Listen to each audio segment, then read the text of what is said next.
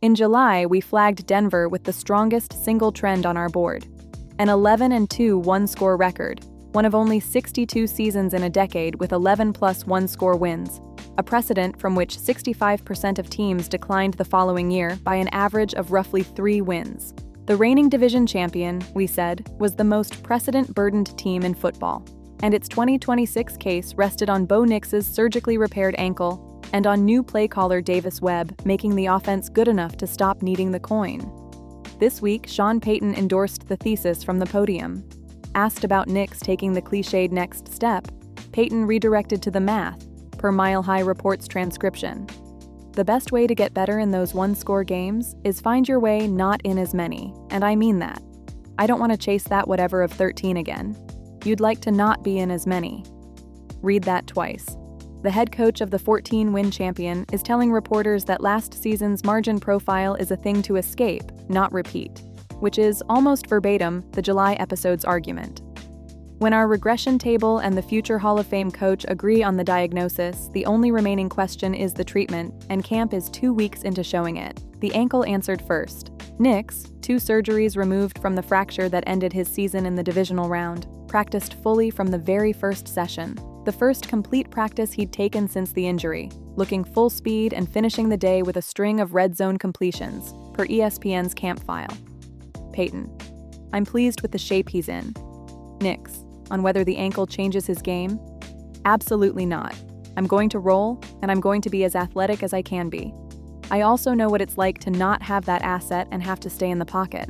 That last clause is a quarterback who spent January watching an AFC championship game he couldn't play in. The first clause is the July preview's biggest single variable resolving in week 1 of camp.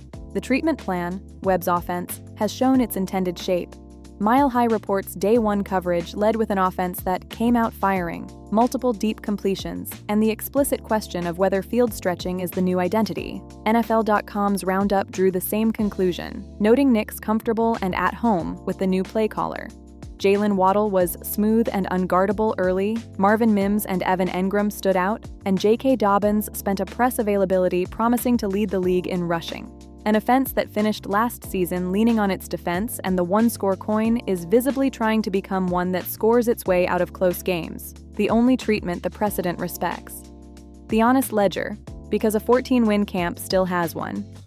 Both Waddle and Mims picked up recent injuries, per ESPN's file, with Courtland Sutton also cycling rest days, leaving rookie Pat Bryant as the receiver of the week, stacking plays daily, and drawing Webb's man. Patty Ice has had some really good practices. And the defense keeps reminding everyone why the floor is high. The scripted scrimmage that closed a 6-day practice stretch ended with the defense killing both 2-minute drills, per ESPN, even with Certain, McGlinchey, Hufanga, and Dobbins held out. Chris Abrams' drain picked off Nix in another session.